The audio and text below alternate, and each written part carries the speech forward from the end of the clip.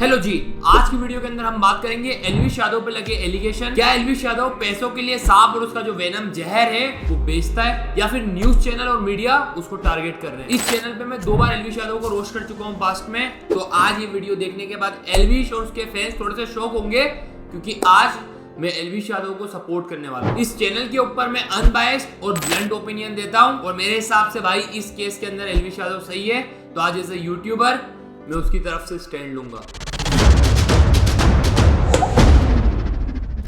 दिल्ली, नोएडा और गुड़गांव में कुछ लोग पार्टियों के अंदर सांप, उनका वेनम जो उनका जहर रहता है, उनको नशे करने के लिए यूज करते हैं। एक एनजीओ जिसे चलाती है मनेका गांधी, इनकी टीम ने एक स्ट्रिंग ऑपरेशन किया जिसमें पता चला कि जो सांप को अवेलेबल करवाता है वो बंदा एल्विश यादव को जानता है और उसका नंबर एल्विश यादव से ही मिला। इसके बाद मनेका गांधी एक इंटरव्यू में बताती है कि एल्विश यादव की कुछ ऐसी पोस्ट है सांपों के साथ, जिसके बाद उनको और उनकी टीम को एल्विश यादव के ऊपर डाउट हुआ। ये जो बंदा है इसके ऊपर हमारी नजर बहुत दिनों से है, क्योंकि ये जो अपने फिल्में खींचता है, फोटो खींचता है और लगाता है यूट्यूब पर, उसमें वो सांप अक्सर पहनता है। तो फिर ये सारे के सारे सांप इंडेंजर्ड स्पीशीज हैं, पाइथन्स हैं, कोबरास हैं, और इनको लेने के लिए, इस्तेमाल करने के लिए 7 साल की सजा है। अब मैं अपनी इस वीडियो के अंदर कुछ भी तुम लोगों से छुपाने नहीं चाहता, तो इस स्ट्रिंग ऑपरेशन के अंदर एक बंदा जो फंसा है, राहुल, जो कि सांप को अवेलेबल करवाता था, उसकी एक कॉल रिकॉर्डिंग बहुत ही वायरल हो रही है, जिसके अंदर वो एल्विश यादव का नाम लेता है। बाकी अमाउंट है ना, अमाउंट जो बता रहे हो ये तो था उन्होंने, एल्विश यादव भाई है ना, उन्होंने बताया था। अच्छा, एल्विश जी ने दिया है नंबर आपको। हाँ। ठीक है, समझ गया, मैं समझ गया। तो एल्विश जी से आप खुद ही पता कर लो ना क्या चार्ज लेते हैं। अरे भाई अब वही है ना, डायरेक्ट बात नहीं है, डायरेक्ट नहीं कर पाएंगे, आप समझा करो, आप ही सही करो यार। इस स्ट्रिंग ऑपरेशन के बाद राहुल के समेत 5 लोगों को अरेस्ट कर लिया गया है। और तो और मनेका गांधी के एलिगेशंस, राहुल की कॉल रिकॉर्डिंग के बाद छठा नाम उस एफआईआर में एल्विश यादव का भी है। अब ये तो था भैया कॉन्टेक्स्ट कि इस कंट्रोवर्सी के अंदर एल्विश यादव कैसे आया, क्या उसके ऊपर एफआईआर हुई, पर अब मैं तुमको कुछ ऐसे पॉइंट्स बताऊंगा जिनका जानना जरूरी है। पॉइंट 1, मनेका गांधी के एलिगेशन के बाद और जो कॉल रिकॉर्डिंग वायरल हुई उसके बाद से अभी तक पुलिस को कोई भी ऐसा प्रॉपर एविडेंस नहीं मिला है जिससे ये प्रूव हो कि एल्विश गुनहगार है। पॉइंट 2, इस सिचुएशन को कवर करके एल्विश ने खुद एक वीडियो बनाई जिसमें उसने बताया है कि उसका पूरा सपोर्ट है पुलिस को और प्रशासन को, अगर उसकी 1% भी गलती निकलती है तो जो भी सजा है वो उसको एक्सेप्ट करेगा। जितने भी आरोप मेरे ऊपर लगे हैं भाई, सारे बेबुनियाद हैं, सारे फेक हैं, 1% भी इनमें सच्चाई नहीं है। मैं पूरा सहयोग करने के लिए तैयार हूँ यूपी पुलिस के साथ, और मैं रिक्वेस्ट करूँगा यूपी पुलिस को, पूरे प्रशासन को, माननीय मुख्यमंत्री जी योगी आदित्यनाथ जी को, कि मेरी 1% भी, 0.1% भी अगर इस चीज़ में इन्वॉल्वमेंट मिल जाती है, मैं सारी जिम्मेदारी लेने को तैयार हूँ। पॉइंट 3, जो पोस्ट मीडिया और मनिका गांधी ने वायरल की है एल्विश की, जिसके अंदर वो सांप लगा रखा है, वो एक म्यूजिक वीडियो की शूट का था। एल्विश यादव इकलौता ऐसा इन्फ्लुएंसर या एक्टर नहीं था जिसने अपने शूट के लिए सांपों को यूज किया। पॉइंट 4, ये अपडेट 2 दिन पहले ही आई है। एल्विश यादव ने खुद पुलिस को बताया है कि जो म्यूजिक वीडियो के अंदर सांप यूज हुआ था वो सिंगर फाजिल पुरिया ने ही अरेंज करवाया था। इन 4 पॉइंट्स के बाद ये वीडियो बनाने की जरूरत इसलिए आन पड़ी है कि जो एफआईआर एल्विश पे हुई है वो गूगल पे अवेलेबल है, जो एलिगेशन और कॉल रिकॉर्डिंग एल्विश की वायरल हो रही है वो भी इंटरनेट पे अवेलेबल है। लेकिन एफआईआर में लिखी हुई बात को बिना एविडेंस सच बताना, जो एलिगेशन एल्विश यादव पे लगे हैं उनको फैक्ट्स बता के 4 बातें अपनी तरफ से ऐड करके न्यूज पे बांटने का काम कर रही है हमारी मीडिया।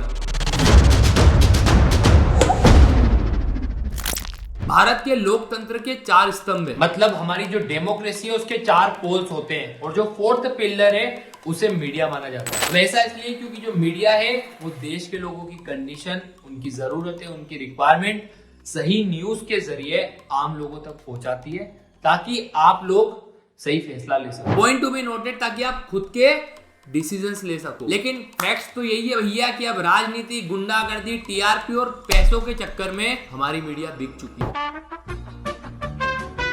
नमस्कार, मेरा नाम है राजा रवीश कुमार, जो नशे करता है लेके सांपों का विष, नाम है उसका एल्विश। आज की खास खबर ये है कि एल्विश के घर की लेटरिन की लाइट ऑन दिखी। इसका मतलब समझ रहे हैं आप? इसका मतलब एलविस लेटरिन में बैठ के सांपों से नशे कर रहा। एलविस के यूट्यूब कम्युनिटी में थगेश करके एक यूट्यूबर है जिसकी सांप के साथ फोटो पाई गई। इसका मतलब थगेश भी सांपों की तस्करी में शामिल है। थगेश जब बिग बॉस में गए थे तो थगेश ने वहाँ पे जिया शंकर क्यूटी को नागिन बोला था। इस हिसाब से तो अभिषेक मलन भी सांप के वेनम का नशा करते हैं। और भैया बड़ी खबर आ रही है कि टीम इंडिया सारे मैच क्यों जीत पा रही है, क्योंकि टीम इंडिया मैच खेलने के पहले सांपों का नशा कर रही है। तस्करी के मामले में जो नोएडा में वांटेड चल रहे हैं, क्योंकि राजस्थान में चुनाव है तो जगह जगह हर शहर में एफएसटी की नाकाबंदी चल रही है और बताया जा रहा है कि कोटा ग्रामीण इलाके में एफएसटी की नाकाबंदी को देखकर अपनी कार को नाकाबंदी से 100 मीटर पहले रोककर जो एलविश यादव हैं वो कार से उतरकर भागने लगे। संदिग्ध होने पर पुलिस की जो टीम थी और अर्धसैनिक बल की जो टुकड़ी थी उन्होंने पीछा करके एलविश यादव को दबोचा। आप में से 90% लोग अगर ये न्यूज टीवी पे सुन रहे होते तो आप इसको सच्ची मानते कि एलविश तो भगोड़ा है, वो वांटेड है, वो अपने घर से फरार हो गया है। लेकिन शर्म की बात ये है कि ये जो पूरी स्टोरी जो आपने न्यूज पे देखी ये फेक है। ये उतनी ही फेक है जितना कोई गली का बच्चा बड़ा चढ़ा के अपनी बातें बताता है। और ये रहा इसका प्रूफ। इस संदर्भ में उनसे जब बातचीत की गई और उनकी चेकिंग की गई तो एक ने अपना नाम एलविश यादव करके बताया था। इस संदर्भ में हमने नोएडा में संबंधित थाने के डीसीपी साहब और एसीपी साहब से बातचीत करके और अभी वो वांटेड नहीं होने से उनके द्वारा बताया गया कि प्रकरण अभी इन्वेस्टिगेशन में है और उनको आवश्यकता नहीं होने से हमने इनको रिलीज कर। इन फुद्दू न्यूज चैनल में अर्नब गोस्वामी भी थे। Nikhil, listen to me. I'm still speaking. All right. The simple question is, you are at a party and at the party snake venom snakes have been found. What are you doing there at that party? Everybody else is arrested. Why should you not be arrested? Explain it. कह रहे 2 तारीख को नोएडा में ये था। अरे भाई मैं इधर हूँ यार, शूट कर रहा हूँ बॉम्बे भाई। मेरे को इतना टाइम नहीं है कि मैं ये सब काम करूँ। इलीगल एक्टिविटीज में हमारा कोई इन्वॉल्वमेंट नहीं है। भगवान की वजह से घर बहुत अच्छा चल रहा। तो इन छोटे कामों के लिए मैं अपना नाम नहीं खराब करूंगा, ना अपने घर वालों का नाम खराब करूंगा। पहली बात तो अभी उत्तर प्रदेश की नोएडा पुलिस 3 राज्यों में एलविश यादव की तलाश कर रही है क्योंकि एलविश यादव फरार है और उनके खिलाफ नोएडा में एफआईआर दर्ज हो चुकी है। एफआईआर की कॉपी इस समय मेरे पास है। 3 राज्यों में अपनी टीमें भेजी हैं। क्या एलविश यादव फरार चल रहा है या फिर उनके संपर्क में आएगा एलविश यादव? नहीं, अभी 3 राज्यों में हमने कोई ऐसी बात नहीं बताई। 3 राज्यों में टीम नहीं। अच्छा, एलविश से नंबर मिला, ठीक है, मिल जाएगा।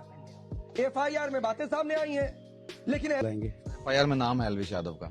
देखिए, नाम हो जाने से कोई मुलजिम नहीं होता है जब तक कि तथ्यों को वेरीफाई न कर लिया जाए। चाहे एविडेंस ना हो लेकिन एफआईआर में नाम है तो भैया वो गुनहगार हो गए। पार्टी में चाहे वो गया ही नहीं हो लेकिन नेशनल टीवी पे ये बोल दिया जाता है कि भैया वो तो पार्टी में था, नशे कर रहा था। इवन एक चीज जो मुझे बहुत ही बुरी लगी कि मीडिया पिछले 10-12 दिन से एलविश के घर पे जबरदस्ती उसके पेरेंट्स को हरेस कर रही है। 24/7 उसके घर पे नजर रखना, उसके पेरेंट्स को जबरदस्ती परेशान करना और उसके बाद अगर वो लोग इरिटेट होकर अपने घर पे ताला मार देते हैं तो फिर एक और फॉल्स न्यूज चला देना कि एलविश यादव हो चुका है फरार। वो तो भैया भगोड़ा है, वो वांटेड है। एलविश यादव के घर पर मौजूद हूँ।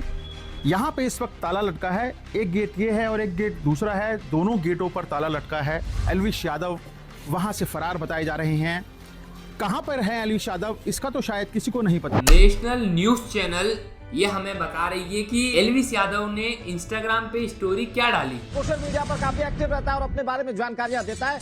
ये नई बात उसने अपने बारे में लिखी है, मैं बीमार हूं और आज कोई ब्लॉग नहीं डालूं। कल से दोबारा मस्ती चालू। एलविश ने इंस्टाग्राम पर जानकारी दी है, ये देखिए। कुछ भी न्यूज चैनल के ऊपर इंस्टाग्राम स्टोरी दिखा के भैया न्यूज मैन और न्यूज बॉय को औकात दिखा दी। ऑन